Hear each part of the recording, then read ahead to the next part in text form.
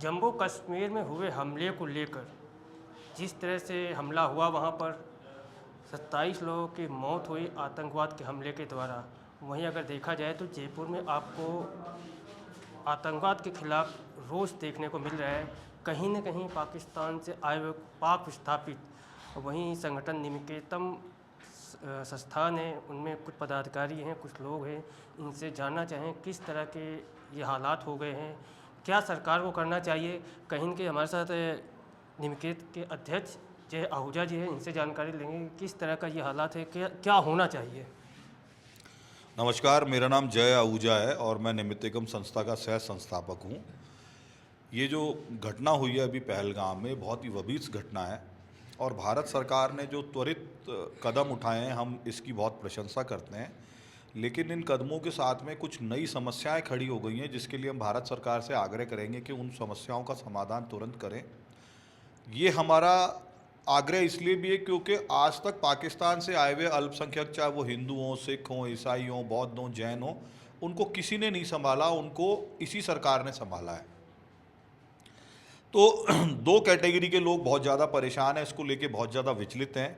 एक वो जो वीज़ा ले चुके और बॉर्डर के उस पार है, और एक वीज़ा लेने में 6 महीने से अधिक समय लगता है, बहुत पैसा खर्च होता है, बहुत भागा दौड़ी होती है, क्योंकि किसी भी पाकिस्तानी के लिए भारत का वीज़ा लेना बड़ा कठिन काम है। तो ऐसे अल्पसंख्यक पाकिस्तान के हिंदू हो, चाहे सिख हो, या चाहे कोई और उनकी आइडेंटिटी हो, उन सबको भारत आने की अनुमति दी जाए।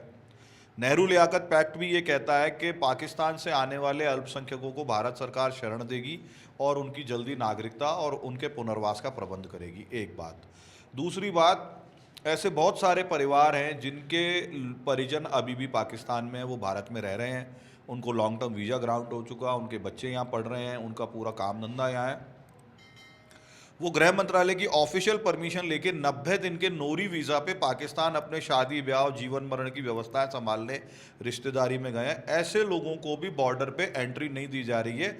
ये एक बहुत कठिन काम है। ऐसे लोगों को अनुमति दी जाए क्योंकि उनके बीवी बच्चे, परिवार, रहन सहन सब कुछ यहाँ है। तो इन दो समस्याओं का भारत सरकार तुरंत समाधान करे।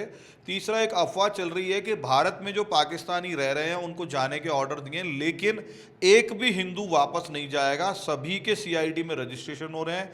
हमने आज भी 50 से अधिक रजिस्ट्रेशन जयपुर में कराए हैं, सैकड़ों रजिस्ट्रेशन जोधपुर में हुए हैं। ये वो लोग हैं जिनको आए हुए 1 माह से कम समय हुआ है। ये नियम है हमारे यहाँ कि 1 माह के अंदर अंदर व्यक्ति को अपनी आमद के बाद में असाइलम यानी शरणागत की एप्लीकेशन और लॉन्ग टर्म वीज़ा की एप्लीकेशन लगानी होती है। तो एक भी व्यक्ति को चिंता करने की ज़रूरत नहीं है। मैं आप मीडिया के माध्यम से कहना चाहूँगा, भारत सरकार किसी को जबरन नहीं निकाल रही है। सभी के रजिस्ट्रेशन हो रहे हैं और सभी की लॉन्ग टर्म वीज़ा की एप्लीकेशन हमारे यहाँ की अथॉरिटीज़ ले रही हैं। इसके लिए मैं सरकार और प्रशासन दोनों का धन्यवाद देता हूँ। जिस तरह से केंद्र की तरफ से 48 घंटे का अल्टीमेटम दिया गया है, जो शादी विवाह में वीज़ा लेके आए हैं उनके लिए क्या सुविधा होनी चाहिए, किस तरह का परेशानी आएगी इसमें। नहीं, कोई परेशानी अल्पसंख्यक जो पाकिस्तान के आए हैं उनको बिल्कुल नहीं हो रही है। आज भी हमने 50 ऐसे अल्पसंख्यक हिंदू और फरीदाबाद में कुछ सिखों का, जोधपुर में हिंदू समाज के लोगों का रजिस्ट्रेशन करवाया है। उन सभी के रजिस्ट्रेशन अथॉरिटीज़ ले रही हैं और उन सब को authority immediately resident permit grant करके उनकी अग्रिम कार्रवाई के लिए केंद्र सरकार को प्रेषित कर रही हैं। उनकी एप्लीकेशन, यही प्रक्रिया है। 6 महीने साल में उनका लॉन्ग टर्म वीज़ा आएगा। तो एक भी शरणागत व्यक्ति जो है पाकिस्तान का अल्पसंख्यक, जो हमारे यहाँ एक्ट बना हुआ 1955 का नागरिकता एक्ट, या जो हमारे यहाँ अब इस ये के अंदर प्रावधान है, या जो हमारे यहाँ पर नेहरू लियाकत पैक्ट की शर्तें हैं, उनके अधीन सभी लोगों को शरण दी जा रही है। अल्पसंख्यकों को एक भी वापस नहीं जा रहा है। कोई परेशानी नहीं है। परेशानियाँ दो ही हैं जो मैंने आपको पहले बताई। जो अभी हमला हुआ उसको किस रूप में देख रहे हैं, जो आए दिन हमले हो जाते हैं वो आप किस रूप में देख रहे हैं। देखिए, भारत के लोगों को कब समझ में आएगा मुझे पता नहीं, लेकिन हम रोज़ ये बात कहते हैं, मैं और ओमेंद्र रत्नू जी और हमारे सभी साथी, कि हमारी 4 निरीह बच्चियों को रोज़ उठाया जाता है। रोज़ हिंदुओं की ज़मीनों पे कब्जे होते हैं पाकिस्तान में। रोज़ हमारे वहाँ आए दिन मंदिर तोड़े जाते हैं। हमारे जीवन को वहाँ पे नष्ट करके रखा हुआ है इस पूरी इस्लामिक रेडिकल आइडियोलॉजी ने। तो ये आम बात है, आपके लिए नया हो सकता है, लेकिन हम तो ऐसी घटनाएं रोज़ सुनते हैं, सोशल मीडिया पे पब्लिश भी होती हैं। सह अस्तित्व की भावना हमारे अंदर हो सकती है, पर इस रेडिकल आइडियोलॉजी में, इस कट्टरपंथी आइडियोलॉजी में सह अस्तित्व का कोई भाव नहीं है। वो जैसा सोचते हैं उन्होंने वैसा ही काम किया है। हमारी नींद कब खुलेगी, हम इस अफीम के नशे से कब बाहर आएंगे, ये तो हमें सोचना पड़ेगा। बिल्कुल बाबू जी, आप भी पाकिस्तान से हैं, क्या आप सोचते हैं क्या माहौल था वहाँ का, अब क्या होना चाहिए? अभी ये होना चाहिए कि जो अभी हल्ला-चुली चल रही है, इसमें कुछ ऐसे व्यक्ति हैं जिसको कोई नागरिकता मिली है। हम जैसे आए हैं, हम अस्पतालों में जाते हैं तो हमको कोई दवाई के लिए परेशान है। ये ऐसी घटनाएं जो है, यह हमारे लिए कोई समस्या। आप जयपुर में कब से आए हैं? 20 दिन हुए। कोई परेशानी?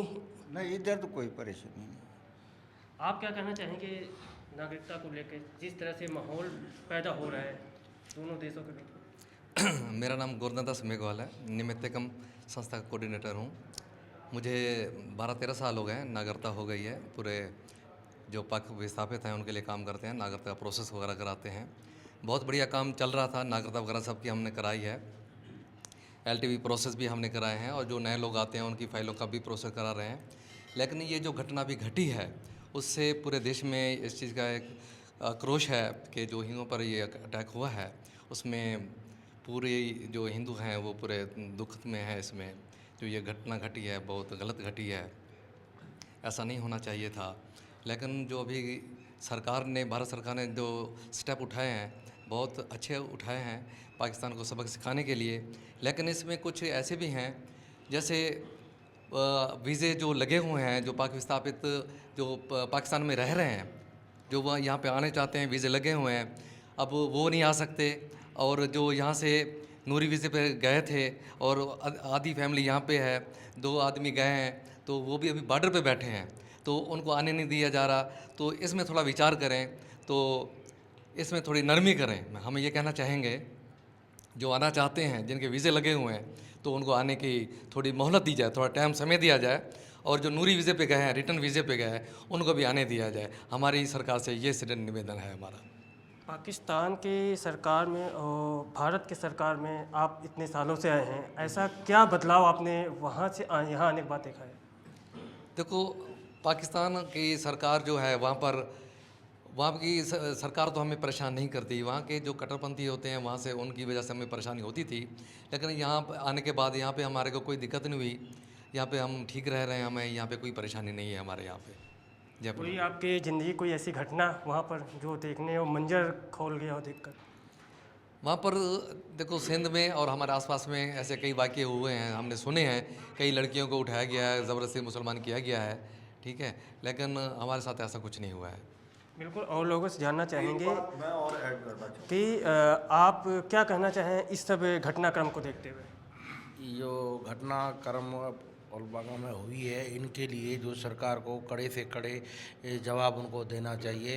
दूसरे नंबर पे जो पाकिस्तान में जो हिंदू अपने बेटे हैं, उसका जिसके हाथ में वीज़ा है आज की डेट में, उनके लिए भी थोड़ा बहुत सोचना चाहिए। क्यों तो वहाँ पे हिंदू बहुत परेशान, पीड़ित, धर्म से लेकर हर तरह की जो उनको घटना है, इसी हिसाब से जो उनके थोड़ी बहुत सोच के उनको डील देनी चाहिए, हिंदुओं को ओनली। आप क्या कहना चाहेंगे, जो घटना घटी वहाँ से आप यहाँ आए, तो क्या ऐसा देखा जो वहाँ बदलाव हो या यहाँ बदलाव अलग है? वहाँ से हम आए 2010 में आए, जो वहाँ से भी बहुत तकलीफ़ें देखी। इतनी तकलीफ़ें से मुसीबत देख के, जो वीज़ा नहीं लगती थी, 2-2 3-3 बार वीज़ा लगवा के यहाँ पहुँचे, जहाँ हमारे को सुख शांति ऐसे कोई परेशानी नहीं आई। अभी जहाँ जो जैसे घटना हो रही है, ये बहुत दुख हो रहा है। इनों के लिए कोई ना कोई समाधान करना चाहिए। जो हो रहा है ये गलत हो रहा है, इनों के लिए कुछ न कोई करना पड़ेगा। अभी जो वहाँ जिसको वीज़ा मिलती नहीं, परेशान हो रहे हैं। वीज़ा जो लेके बैठे हुए हैं वो भी आने के लिए परेशान है। एक तो वीज़ा लगती नहीं है, जो लगाते हैं 2-2 3-3 बार, वो तकलीफ़ें हो रही है। उनके लिए थोड़ा सा कोई समाधान करो जो हो जाए। कोई ऐसी घटना जो आप बताना चाहोगे वहाँ का? वहाँ घटना बहुत हो रही है। जैसे मान लो मारपीट, बच्चों के उठाना करना, ये तकलीफ़ ऐसी हो रही है जो वो निकलने के लिए कर रहे हैं। पर जहाँ कागज़ भेज देते हैं, 1-2-3 बार लगते ही नहीं है, वो कहाँ जाएँ? फिर नहीं भाई, जहाँ तो मुसलमान हो जाओ, जहाँ कुछ करो।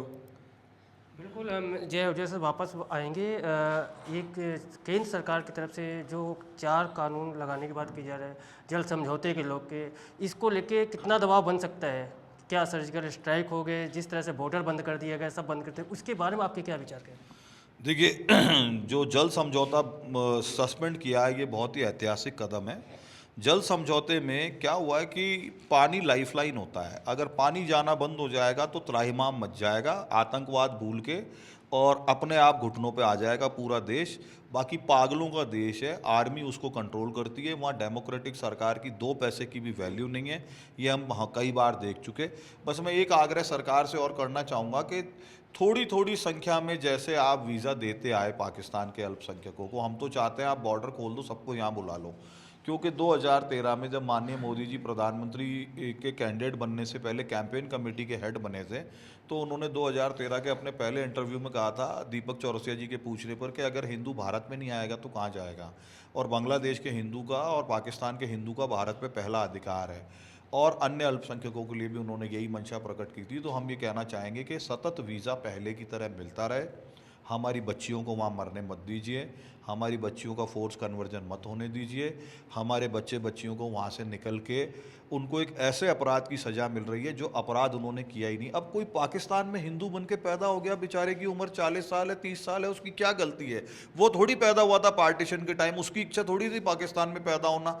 तो डेमोक्रेटिक व्यवस्था में कोई व्यक्ति अपराध करता है पहली बार तो उसको भी नरमाई रखी जाती है कि एक मौका इसको मिलना चाहिए। जिनका अपराध नहीं है कम से कम उनको तो जीवन जीने का एक मौका दे दिया जाए।